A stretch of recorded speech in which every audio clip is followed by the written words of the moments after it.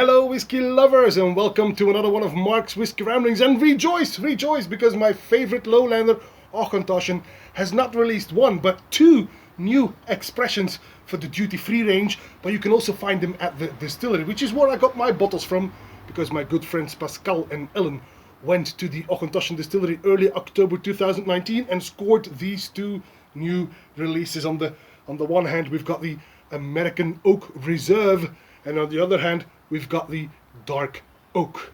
Now, the American Oak Reserve is bottled at 40% ABV, and it is composed with single malt from Auchentoshan that matured on first fill bourbon casks.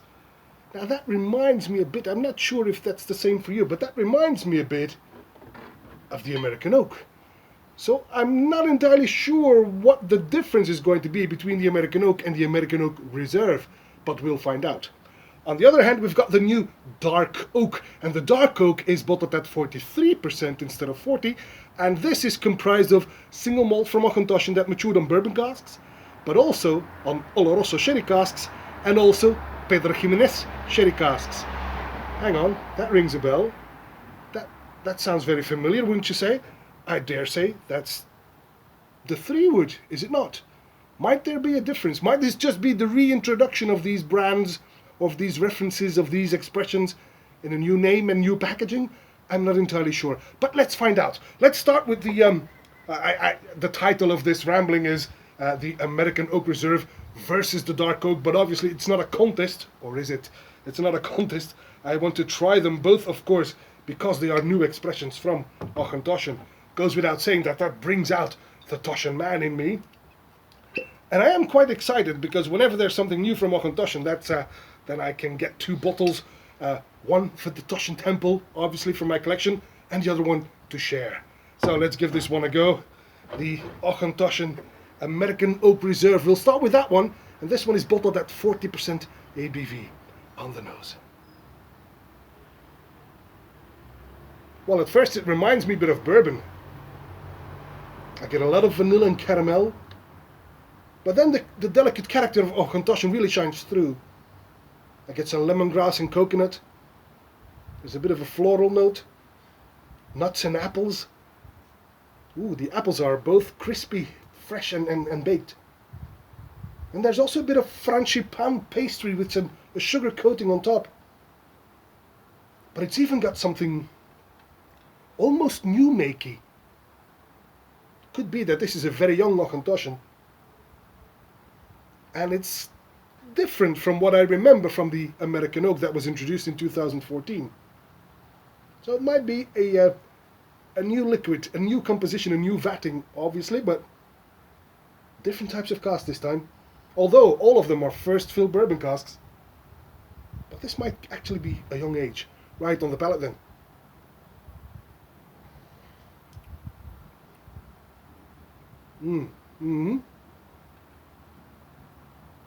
It's light but creamy at the same time.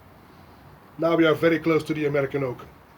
But it's more feisty. It's got more pepper. Oh yeah. A bit more wood.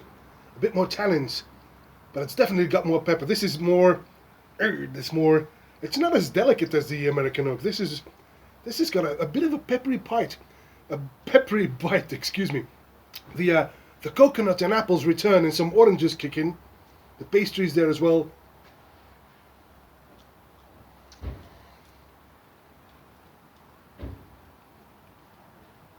And the finish is actually longer than I feared. It's not long, but it's certainly not short. And it remains a bit peppery. Well, that's nice. It's actually quite good. I like it.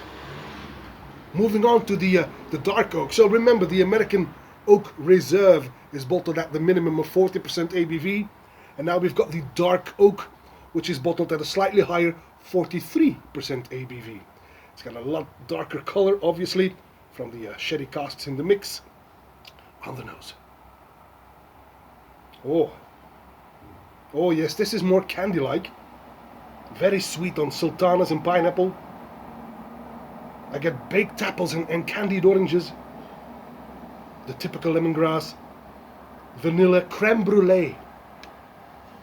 It's good. But neither cask type dominates. You get both the sweet, floral, pastry, cookie notes from the bourbon cask, but on the other hand, also the dark fruits like sultanas. So more from the sherry cask, but neither dominates, which creates on the nose, I think, a rather fine balance. On the palate, then.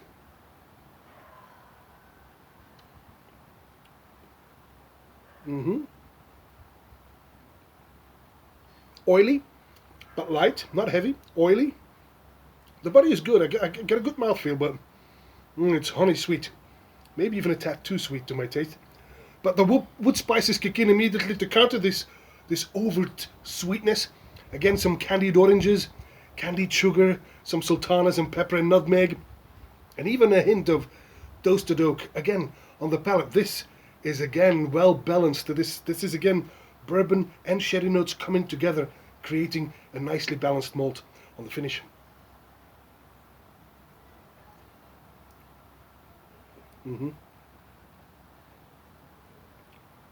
It's between short and medium again, but it remains candy-like sweet.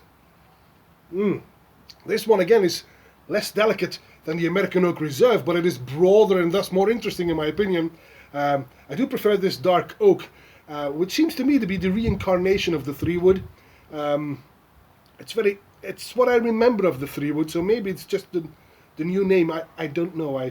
I'm not privy to that information, but let's not forget both of these, the American Oak Reserve and the Dark Oak, are both entry-level malts. And at that, they are quite good.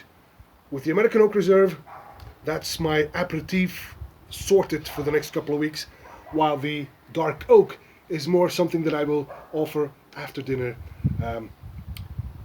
with dessert. But both of them are very nice considering the fact that they are entry-level malts, they are affordable, and they are lovely. Typical Auchentoshan whiskey, what's not to like? For the Toshan man, today is a holiday. And that's all for this Whiskey Rambling, and I hope to see you at one of Mark's Whiskey Ramblings real soon. And until then, may the malt be with you.